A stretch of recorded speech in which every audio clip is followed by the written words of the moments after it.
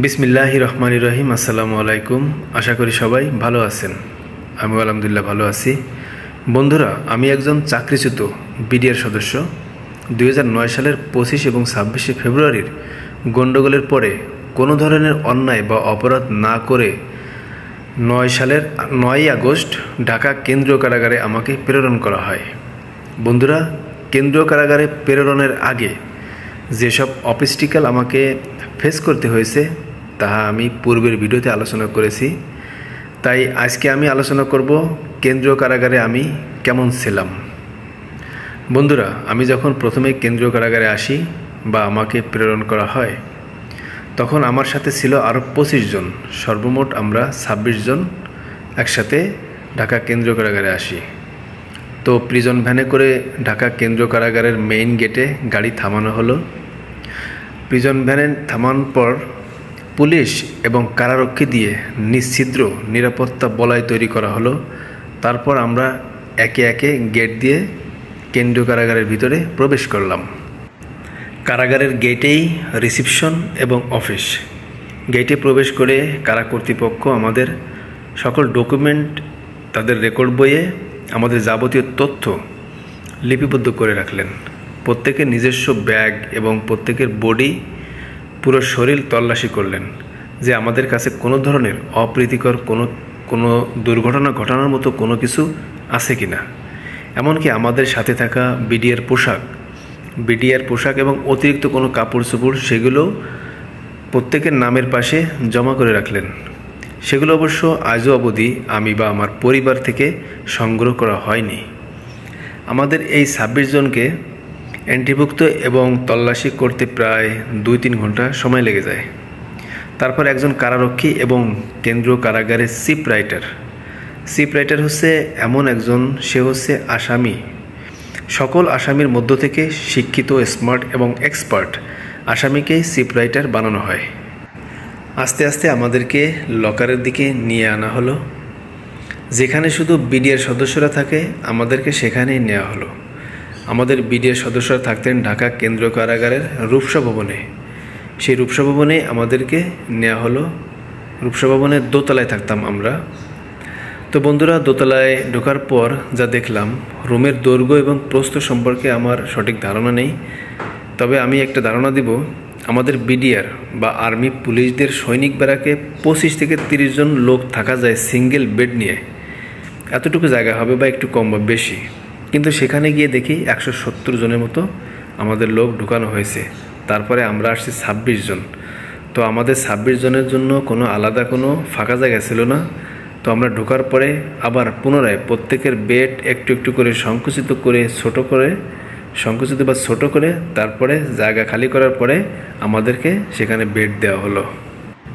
এমনকি একজন লোকও যদি সেখানে ঢুকানো হতো তাহলে প্রত্যেকের বেড একটু লাড়াছাড়া করে ছোট করে তারপরে তাকে ঢুকানো হতো। ভিতরে এত গরম যে গায়ে কাপড় রাখা কোনোভাবেই সম্ভব ছিল না। 2 মিনিটেই ঘামে ভিজে যাবে। গরম তো আছেই, পাশাপাশি মানসিক যন্ত্রণা ছিল প্রকট। কারণ আমরা ছিলাম একটি সুশৃঙ্খল বাহিনীর সদস্য। সবসময় নিজেকে সুন্দর পরিপাটি করে রাখতাম।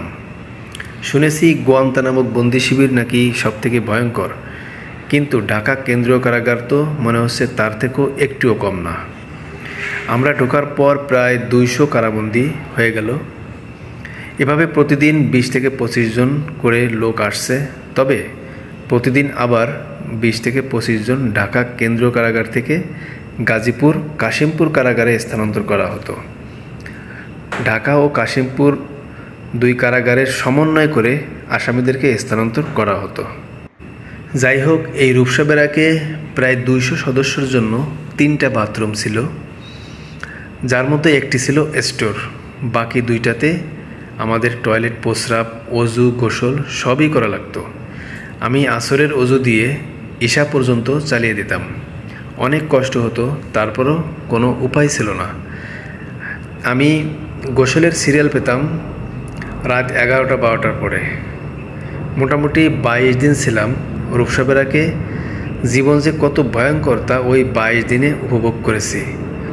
মনে করেন, আপনার যদি শৌচাগারের যাওয়ার খুবই ইমার্জেন্সি, কোনো উপায় নেই, সিরিয়াল ধরে আসতে হবে এবং 24 ঘন্টা 30 থেকে 40 জন সিরিয়াল থাকতো।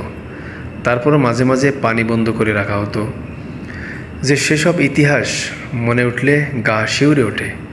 নিজেকে খুবই অসহায় মনে হতো এই পৃথিবীতে আমার আর কেউ নেই, বা এই পৃথিবীতে মনে হয় আমার আর কেউ ছিল না।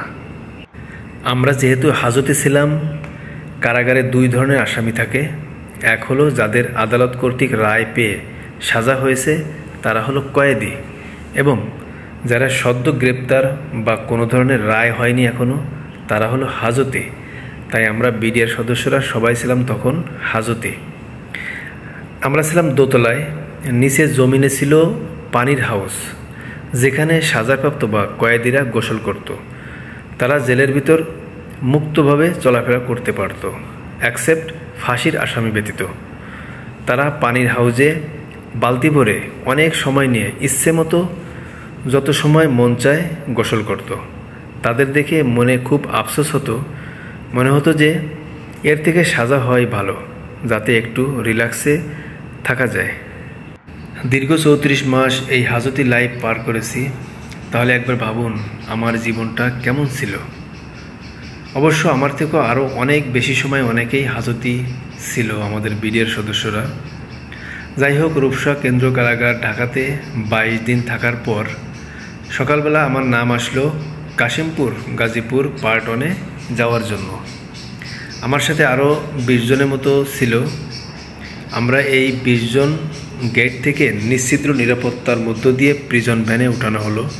তবে আমার রেখে যাওয়া সেই গেটের মালামাল দিল তো না, বরং আমার নিজেরও মনে ছিল না।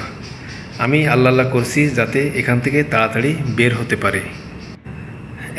একটা গুরুত্বপূর্ণ কথা আমি ভুলে গেছি, তা হলো জেলখানায় প্রতিদিন আসামিদেরকে 3 বার গণনা করা হতো। ফজরের নামাজের পরে একবার, দুপুর 12টার সময় দ্বিতীয়বার, এবং বিকেল 4টের সময় তৃতীয়বার। গণনার কমপক্ষে 1 থেকে 1.5 ঘন্টা আগেই 4 জন করে আমরা বসে থাকতাম সারিবদ্ধ হয়ে।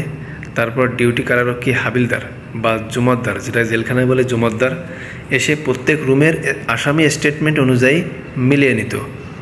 যতক্ষণ না মিলবে ততক্ষণই বসে থাকতে হতো শৃঙ্খলভাবে। কেন্দ্রীয় কারাগারে আসামি ছিল প্রায় 10 থেকে 12,000 আসামি। অনেক সময় যোগ বিয়োগের ভুলের কারণে আবার পুনরায় গণনা করা হতো। মোটামুটি আসামি স্টেটমেন্ট অনুযায়ী যতক্ষণ না মিলবে ততক্ষণ গণনা চলতে থাকবে। যাই হোক, ঢাকা কেন্দ্রীয় কারাগারে আমাদের জমাকৃত মালামাল রেখেই কাশিমপুরের উদ্দেশ্যে রওনা হলাম, এবং 4 থেকে 5 ঘন্টা লাগলো কাশিমপুর আসতে। কাশিমপুর চলে আসলাম। বাস, আজকের ভিডিওটা এই পর্যন্ত। বাকি ভিডিওতে আমি কাশিমপুরের শুরু থেকে আমাদের কেমন কাটছিল এবং কাশিমপুর কারাগারের জীবন মান সেই সম্পর্কে আলোচনা করব পরবর্তী ভিডিওতে। তো পরবর্তী ভিডিও দেখার আমন্ত্রণ জানিয়ে আজকের মতো এখানে শেষ করছি। আল্লাহ হাফেজ। আসসালামু আলাইকুম ওয়া রাহমাতুল্লাহি ওয়া বারাকাতুহু।